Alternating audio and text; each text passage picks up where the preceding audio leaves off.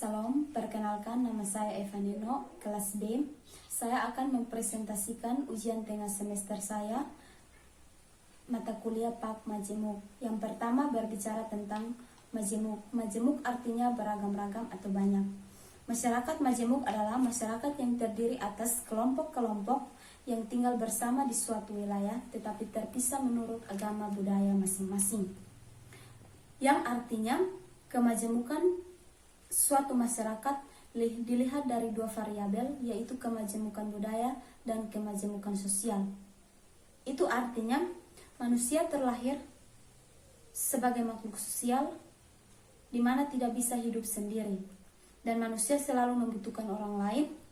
Dari kecenderungan tersebut lahirlah suatu kondisi di mana manusia berusaha membuat kelompok-kelompok yang hidup berdampingan, yang artinya kelompok manusia yang hidup berdampingan dan saling berinteraksi satu sama lain akan membentuk suatu kelompok masyarakat majemuk. Yang berikut ciri-ciri masyarakat majemuk. Yang pertama, struktur sosial. Yang kedua, adanya dominasi politik oleh suatu kelompok dan kelompok yang lain. Yang berikut berbicara tentang masalah konflik yang terjadi di Ambon. Itu terjadi 5 fase. Fase yang pertama terjadi pada tanggal 19 Januari 1999 yang bertepatan dengan Hari Raya Idul Fitri, di mana terjadi perkelahian antara pemuda Batu Merah. Fase yang kedua dimulai dari akhir Juli hingga Desember 1999, diawali konflik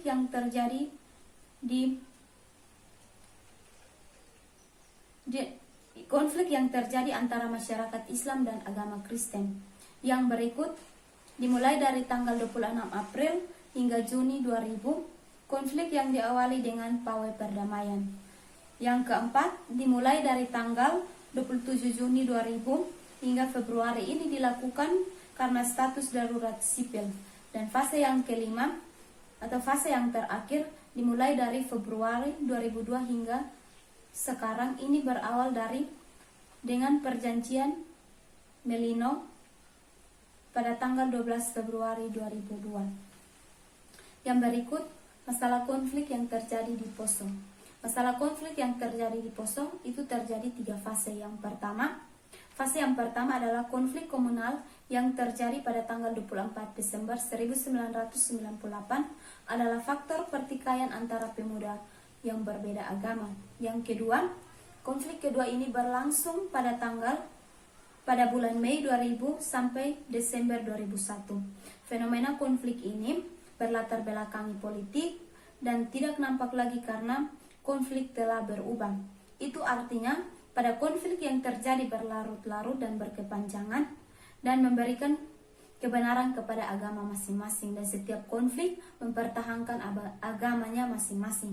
Dan fase yang ketiga itu konflik terjadi pada kekerasan dari penggunaan senjata tradisional dan senjata api.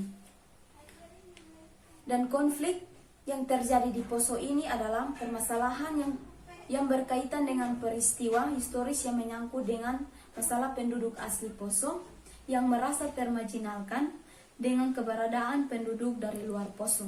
Itu artinya kehadiran penduduk pendatang ini telah membuat banyak perubahan, antara lain faktor ekonomi dan faktor sosial di Poso yang diawali dengan peralihan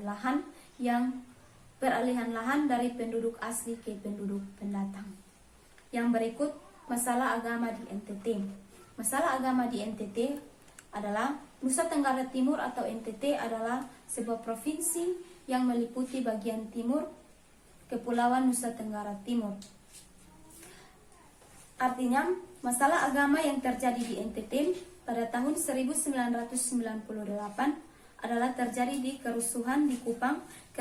Kerusuhan tersebut bermula dari acara perkabungan dilakukan oleh pemuda Kristen dan mahasiswa Kristiani sehubungan dengan peristiwa Ketapang Jakarta, yang artinya peristiwa itu terjadi setelah kerusuhan tersebut dapat diselesaikan dengan adanya peran tokoh agama yang meredam dan mencegah terjadinya kerusuhan.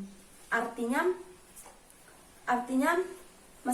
masalah agama yang terjadi di NTT itu terjadi karena kerusuhan antara pemuda Kristiani dan yang terjadi di Ketapang, Jakarta. Karena adanya hubungan yang baik antara pemerintah dan majelis-majelis agama, karena terjadinya pemerintah dan majelis-majelis agama-agama yang berikut toleransi sebagai landasan hidup masyarakat. Sejarah atau peristiwa masa lalu perlu dijadikan sebagai rujukan untuk menata masa depan. Peristiwa kerusuhan yang terjadi pada tanggal 30 November 1998 di Kota Kupang telah menjadi pelajaran yang dapat diambil oleh masyarakat Kota Kupang dan khususnya pada masyarakat NTT pada umumnya. Demikianlah hasil presentasi dari saya. Sekian dan terima kasih.